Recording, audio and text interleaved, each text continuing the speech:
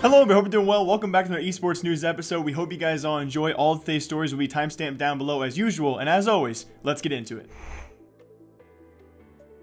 And of course, in huge CSGO news, guys, the legendary stage does continue for the major today. The day one matches are on screen for all of you, and some big surprises have already happened so far today. We actually had Complexity guys roll through Fnatic. I believe it was actually 16-4 on Inferno. Then we had another big surprise as well. It was actually Team Big taking down FaZe Clan, also in a dominant performance there, 16-5 on Dust 2. And also just now, at the point of me recording this, of course, matches go on throughout the day, so it can't be all the way up to date. It's actually MIBR falling to Tyloo, also on Inferno. We continue to see all these Inferno picks so far, but some big upsets as the best of ones will continue throughout the next 3 to 4 days, guys, and some big surprises are likely to happen. And unfortunately enough, MIBR, as they do fall, that was actually my 3-0 pick. So quite a surprise, you could say, to Tyloo, but Tyloo probably a pretty good draw for them. Again, going to be a back and forth with all these best of ones going on. But luckily enough, also for all of you guys who are watching on Steam.tv, a couple big announcements there. The first of which, you can now unlock some new CSGO and Steam emotes. If you guys want to watch on Steam.tv/CSGO, some brand new emotes have been actually unleashed by Faceit and Valve. And on top of that, CSGO Dev also took to Twitter for a very important point. If any of you guys have actually watched CSGO Majors in the past, it's a very common thing. Pretty much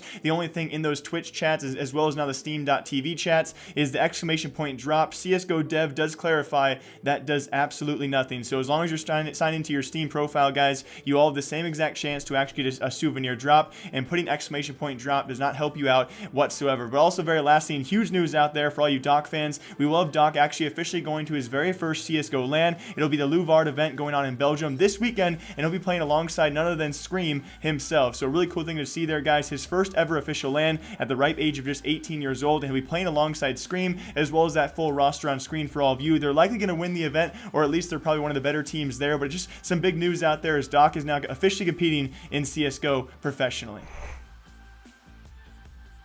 And more roster swaps continue for the Dota 2 scene. I'm sure many of you guys are aware we talked about last episode, the 15th. So just a few days away from today, guys, is the registration date and the due date for all those teams who compete in the DPC or that circuit, which starts, of course, very soon as well. Our first major going on very shortly here will be Kuala Lumpur. And Team OG, we talked about as well, will not be there. But any teams who will compete throughout that circuit, guys, have to finalize at least their initial rosters so far. So we've seen a lot of signings, the first of which, I guess, most recently is going to be Kezu and his new team as well. He'll be playing as captain for that roster. Kind of an interesting team there. We'll see exactly where they go. Also in big news, Complexity announced their brand new roster. They actually add Snaking, of course, from VGJ. Alongside that, Skemberloo and Envy also join that roster and finalize that team. Going to be very cool to see a lot of these teams. Again, like I said previously, a lot of oddballs out there, a lot of random signings for these teams to finish out their rosters and their fourth and fifth members. So we'll see exactly how these guys do. On top of that, we also had a pretty big news out there. It's going to be Team Secret finalizing their roster. If you guys did know, of course, they lost Fada and Ace last week, and they now pick up Nisha, formerly of Team Kingwin, I believe, and Let's Do This. And on top of that, also Optic Gaming Zai finalized the secret roster, guys. Going to be very cool to see how they do in this upcoming DPC as well. And also very lastly, we also had a brand new roster on screen for all of you, and that will be Clutch Gamers, just announced this morning, guys, with Skylark the only remaining member there. Unfortunately enough for that team, guys, we announced this as well. They lost Gabby to TNC, and they also lost Yol to the new Vega Squadron roster. So a brand new Clutch Gaming roster, guys, and hopefully Clutch Gamers, not Clutch Gaming, but hopefully more rosters coming by the 15th. So by Friday, guys, we should have most of our roster locks concluded for, of course, this upcoming season of DPC. And also in Fortnite news out there, guys, some big news coming on. We're going to talk about rumors in the back half of this segment. We first have the new weapon out there, an update for V5.4, and that's, of course, the new Legendary Suppressed AR. It does seem, all in all, pretty balanced right now. It actually, if you listened to some streamers last night, it did seem to have a pretty weird drop rate compared to other legendary weapons out there. It seemed to be pretty common compared to them, although that could be a very small tweak by Epic, of course, launching and releasing a new weapon out there. They might want to have other people play it as much as possible. So it did seem to be quite common for a legendary weapon out there, but all in all, it does seem to be pretty balanced so far, and certainly more balanced than the weapon has now been vaulted, that being the drum gun. And big news out there, I think, first of all, we can probably all agree it needed to be vaulted. It was by far and away probably the most unbalanced weapon that stayed in the game for as long as it did, and unfortunately enough, it has been vaulted, probably going to be for quite some time. If it ever comes back, likely to see some drastic changes, and the drum gun is now officially out of competitive play. And speaking of competitive play out there, guys, we actually had rumors, of course, on last episode for Monday. We talked about this, the possible return of Friday Fortnite, and just as soon as those rumors started by Keemstar, he pretty much ended them himself. It does seem that Friday Fortnite will not be coming back, as we also had huge epic announcements of apparently a fall skirmish being started. They've already tweeted out about a 6-week skirmish, going to be an increased prize pool as well, so a lower number of weeks from 8 weeks to 6 weeks, and also an increased prize pool from $8 million now $10 million. So very likely, guys, that will start up here very shortly, which pretty much puts an end. It pretty much puts a nail in the coffin to Friday Fortnite, which there's a lot of debacle going back and forth. Maybe we'll talk about this on Friday's episode. People talking about, of course, Keemstar being the host and the whole way it was ran. Of course, it was done very well, but unfortunately enough for many smaller content creators out there, many smaller players out there who could likely compete with these pro players, they were often never invited to the event itself, and it often left a kind of a sour taste in the mouth of all the players out there who seem to be a bit better than pro players, but just not as popular on social media. But still, it was a great event. Unfortunately enough, on a day like a Friday, it's always going to come into some sort of headbutting with the huge events like this. We do seem to have a fall skirmish starting very shortly here, guys. What will the layout of that be? No one really knows right now, but for $10 million for 6 weeks, it could very likely be $1.5 million for the first 4 weeks and $2 million for the last 2 weeks. Very much so like our skirmish series has been done so far. They had $1.5 million the last 2 weeks and $1 million the first 6 weeks. So it could be like that format, guys, but nonetheless, guys, it does seem that Friday Fortnite is officially dead. And also on this channel for now, we don't usually cover LPL or LCK news, but in some big news out there, it's official, guys. Last year's Worlds runner-ups, that of course being SKT, will no longer be at Worlds this year. Unfortunately enough, guys, it was actually Gen G in the wildcard matchup, going to Game 5 at least, and Faker playing decently well, arguably, of course, still the best player on that team, but could not carry the squad to a victory over Gen G. So it's very unfortunate to see, guys, after a very shaky split, not surprising to see this SKT roster actually had to win regionals throughout the wildcard all the way through to make Worlds themselves. So unfortunate to see here, guys, but they now enter their offseason. It's going to be the big question going forward. Will they actually finally make changes, and will we get to see Faker somewhere else next year? Will they make other changes around him and maybe a bang to actually, of course, start that roster off? It's going to be cool to see what they can do out there and hopefully improve when we see them back here, of course, competing again next season, which I'm sure we very much will. On top of that, though, a very minor change out there. If you guys did see, 8.18 is now live. It will not be our Worlds patch. So I'm going to break down for you guys 8.18, as well as we will have 8.19 though before Worlds, and I see a lot of complaints out there. This is actually a very small update. If you guys were, of course, here early on, we saw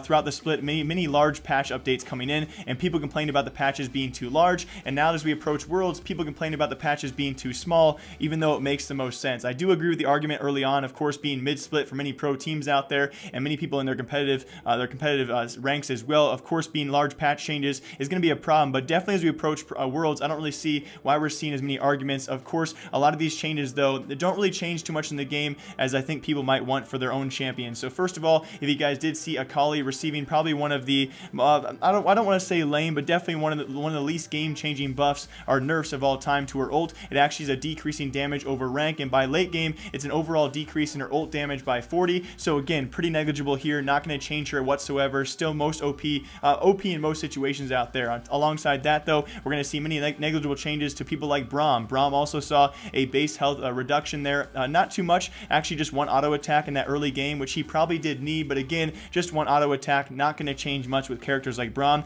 Alongside that, Kai'Sa also receiving, I guess you could say, slight nerfs here, but again, nothing that's going to change her from being OP herself, as a simple late game reduction to her passive damage. So on top of that as well, we also had Aatrox, a slight buff, one of the first buffs we saw in this patch in his late game, with more passive healing and his E and bonus damage on his ult, but again, not probably enough to change him or his character. Really kind of after of course the mid-split nerfs to him himself, has never really fully recovered. I don't think this is probably going to affect his pick rate too much, but I guess we'll have to wait and see. And honestly, I think we had Sejuani actually received some of the biggest nerfs throughout this patch. It might not be too, of course, we're going to have to see how it plays out here, but not only to her E damage, but on top of that, most importantly, her ult has now the slow effect has now been reduced from 3 seconds to just 1. Now, of course, with that stun going into it, first of all, not necessarily even needing the ult in most situations, but still a huge reduction there. If you thought 3 was maybe too much, I don't know why not split the difference and go to a 2 for that slow effect, but I guess Riot really wanting to nerf that ult here for now, and goes directly from 3 seconds for the slow effect to 1 for that Sejuani ult. So we're going to see if that actually affects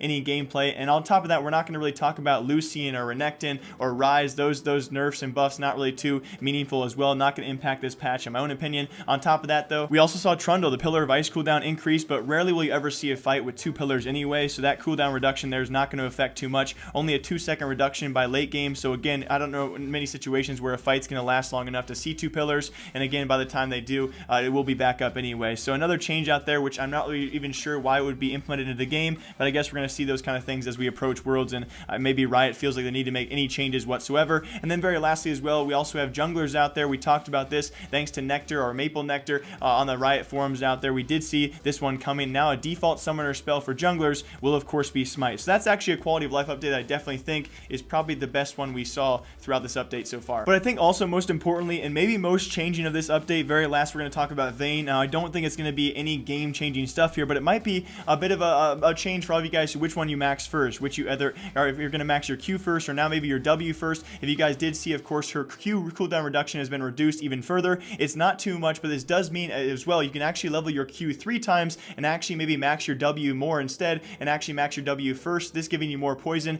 as well as that third attack damage. So I could see other people out there maybe doing this instead. If that does make any sense, that means if you actually level your Q 3 times, you get your 8.17 tumble speed, and alongside that you now get, of course, that W max, that damage there plus poison, which could mean a bit of a difference there for any Vayne players out there. It couldn't be too changing, it might not be too changing, but definitely something to play out. We'll see how that actually goes down. And of course this Friday, guys, we're going to talk more about some League of Legends stuff going on as we do approach Worlds, and apparently 8.19 patch will follow suit here, guys, although 8.18 not looking too life-changing.